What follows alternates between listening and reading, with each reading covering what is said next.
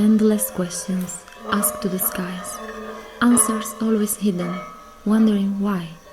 They are children of the gods with aged faces of youth, and their maiden voyages led by memory.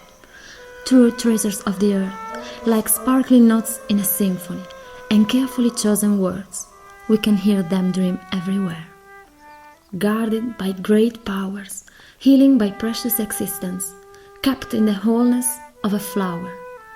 As your instrument, I was lost 1,000 times in the fields of your songs. Colors honest and pure, descending through divine rainbows, bringing fulfilled wishes. You only have to see the signs. Stones are their own paintings. A prophecy.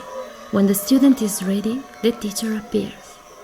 It is man's legacy to be freed from all fears, in time, everywhere.